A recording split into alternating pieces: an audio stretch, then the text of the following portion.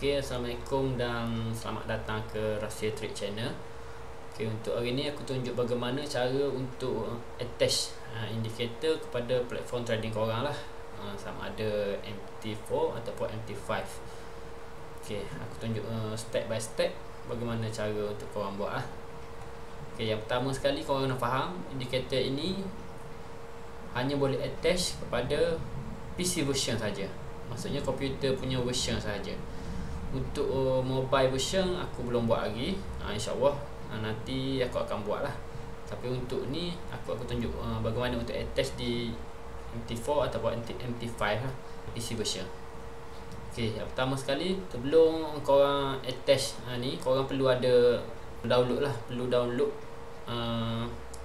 desktop version MT4 ataupun MT5 lah. Okay, untuk aku macam aku guna HFM Market. So aku tunjuklah cara macam mana untuk download, install lah. Okay, di HFM Market ni kau pergi kat bahagian trading, kau klik lah sama ada MT4 ataupun MT5. Okay, aku contoh kat MT4, kau scroll kat bawah. Okay, download MT4. Kau tekan download ni dan download lah dia punya platform terlebih dahulu.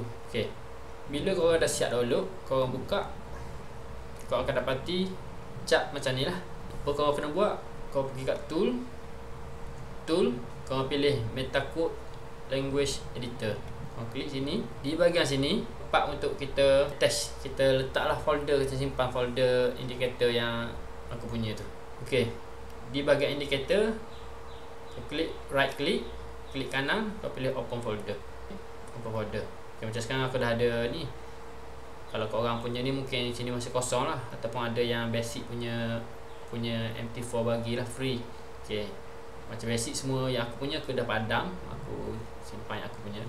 Okay, baik. Lepas korang buka indikator ni, okay, korang akan terima indikator lah. Aku contohkan order block finder ni lah, yang Rahsia Trade punya indikator.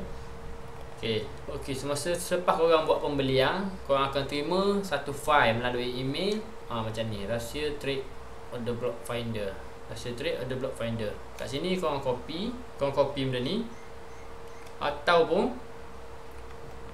korang just extract all, ataupun korang just klik je, buka, korang akan dapati file MT4.